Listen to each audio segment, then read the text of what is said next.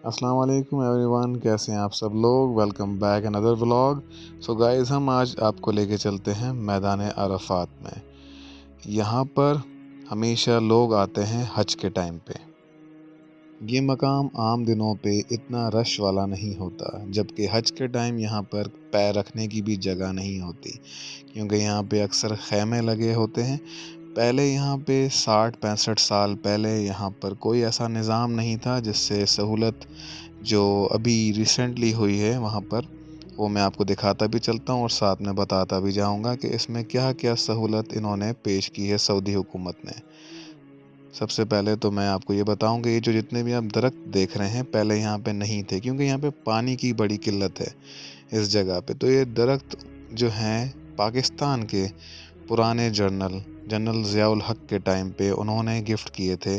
और यहाँ पर ये जितने भी आप दूर दराज तक दरख्त देख रहे हैं, ये सब उन्हीं ने लगाए हैं। और ये ऐसा दरख्त है जो बिना पानी के बड़ा हो जाता है, तो इसको पानी की ज़रूरत नहीं पड़ती। और साथ में आप ये जो खैमों के आप यहाँ पे स्टैंड देख रहे हैं लोहे के, ये मौजूद हैं।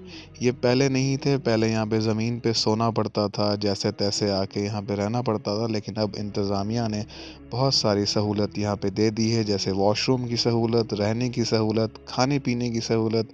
अगर आप गवर्नमेंट के पैकेज पे आए हैं तो गवर्नमेंट आपको खाना भी अलॉट करती है इसमें आपको खैमे के साथ। और अगर आप किसी प्राइवेट सेक्टर से आए हैं या किसी प्राइवेट आपने अपने थ्रू वीज़ा लगवाया है हज का, तो आपको वहाँ से भी खाने की फैसिलिटीज़ साथ में मिलेंगी। तो आगे चलते हैं वीडियो के साथ साथ। उम्मीद है आपको आज का व्लॉग अच्छा लगेगा।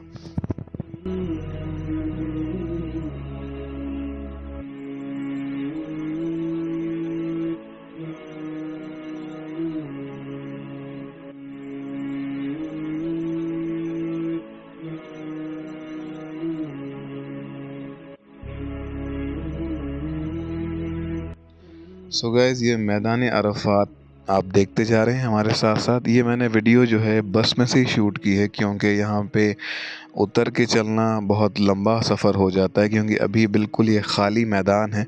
क्योंकि जब हज का टाइम होता है तो यहाँ पे पैर रखने की जगह भी नहीं होती और आसानी से चल भी नहीं सकेंगे जब आप और हम इंशाल्लाह हज पे जाएंगे। तो मेरे साथ मिलके आप लोग आमीन ज़रूर कहिएगा वीडियो के साथ साथ। आमीन। हम इंशाल्लाह हज पे जाएंगे और इस मैदान में हम भी अपने कैंप में आराम करेंगे। सो चलिए गाइस, हम लोग चलते हैं एक और बड़ी जगह पे जो मैदान अरफात में ही आती है, जिसको कहते हैं जबले रहमा। अब जबले रहमा यहाँ पे क्योंकि साइन बोर्ड पे भी लिखा हुआ था, लेकिन अक्सर लोग इस मकाम को जबले रहमत कहते हैं। इसी वीडियो में हम आगे चल के जबले रहमत पे चढ़ेंगे, जो कि एक पहाड़ है। जबल मीन्स पहाड़, तो जबले रहमत का पहाड़ इसको कहा जाता है। उसको इसलिए रहमत का पहाड़ कहा जाता है क्योंकि यहाँ पे दुआ कबूल होती है। और इसकी एक और बड़ी ख़ासियत यह है कि हुज़ूर पाक सल्लल्लाहु अलैहि वसल्लम को यहाँ पर आखिरी वही नाजिल हुई थी। और इसके साथ साथ हमारे कुरान पाक, जो कि हमारी बहुत मुक़द्दस किताब है, उसकी आखिरी जो है यहाँ पे सूरत, वो भी इसी मकाम पे, इसी जबले रहमत पे नाजिल हुई थी। सो हम आपको इसी व्लॉग में लेके चलते हैं अपने जबले रहमत पे।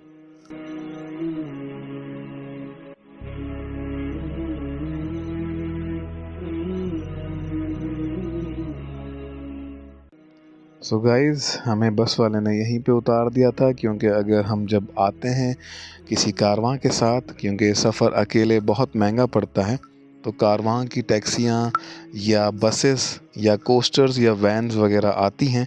हम भी एक कारवां के साथ आए थे जिसमें पूरी बस फुल थी। हमसे पर हेड 25 रियाल चार्ज किए थे। सो यहाँ पे उतार दिया और हमें बिल्कुल कम वक्त दिया गया जबले रहमत तक जाने के लिए, क्योंकि 1 किलोमीटर का सफ़र है और आगे पहाड़ है। उसके ऊपर वो जगह है जहाँ पे कुरान की आखिरी आयत और हुज़ूर पाक सल्लल्लाहु अलैहि वसल्लम पर आखिरी वही नाजिल हुई थी। सो हम पैदल जा रहे हैं, आप भी दुआएं कीजिए, हम भी साथ साथ दुआएं करते हुए चलते हैं। अल्लाह पाक आपकी और हमारी तमाम जायज़ हाजात पूरे करे। सो आए हम चलते हैं आपको लेके जबले रहमत पर।